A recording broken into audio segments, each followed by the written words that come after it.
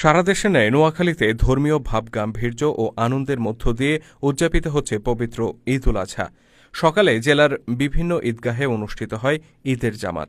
এর মাঝে সোনাইমুড়ি উপজেলার পোরকরা গ্রামে পুরুষ মুসল্লিদের পাশাপাশি নারী শিশুদের অংশগ্রহণে আয়োজিত হয় এক ব্যতিক্রমী ঈদের জামাত। এই জামাতে কয়েকশো নারীসহ শিশুদের উপস্থিতি ছিল চোখে পড়ার মতো। বিগত কয়েক বছর ধরে প্রতি ঈদে পোরকরা গ্রামের চাষিরহাট নুরুল হক উচ্চ বিদ্যালয়ের মাঠে এই জামাতের আয়োজন করা হয়। এবারও হয়নি তার ব্যতিক্রম, বরং গত ঈদ উল ফিতরের চেয়ে এবার বেড়েছে নারী মুসল্লিদের সংখ্যা। জেলার বিভিন্ন উপজেলা থেকে আগত মুসল্লিরা এই জামাতে অংশ নিয়ে থাকেন। সকাল থেকেই মুসল্লিদেরকে ঈদগাহে আসতে দেখা যায়। নতুন জামা পরে বাবার হাত ধরে বা মায়ের কোলে চড়ে শিশুরা আসতে থাকে ঈদগাহে। নারীদের জন্য এ সময় ছিল আলাদা প্যান্ডেল, ওয়াশরুম ও নারী স্বেচ্ছাসেবীর ব্যবস্থা।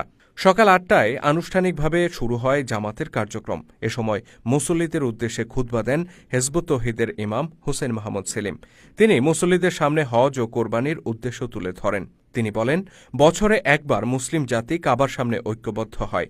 হজ ঐক্যের শিক্ষা দেয়। ঐক্যবদ্ধ না হলে মুসলিম জাতির নির্যাতন থেকে বাঁচার কোনো পথ নেই। তিনি আরও বলেন, কোরবানি হচ্ছে আল্লাহর নৈকট্য হাসিলের মাধ্যম। আল্লাহ বলেছেন, পশুর রক্ত মাংস তার কাছে পৌঁছায় না, পৌঁছায় তাকওয়া অর্থাৎ খোদাভীতি।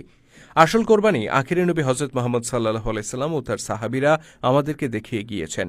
তারা আল্লাহর দ্বীন প্রতিষ্ঠার জন্য রণাঙ্গনে শহীদ হয়েছেন।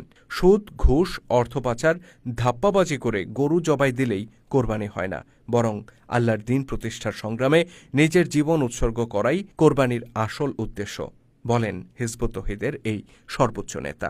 ঈদের জামাত শেষে মুসলিম জাতির ঐক্য ও সমৃদ্ধির জন্য দোয়া করা হয়। নামাজ শেষে মুসল্লিদের কোলাকুলি, শিশুদের কোলাহলে এক আনন্দ ঘন পরিবেশের সৃষ্টি হয় ঈদগাহ জুড়ে। এ সময় ইমাম হোসেন মাহমুদ সেলিম মুসল্লিদের সাথে কুশলাদি বিনিময় করেন।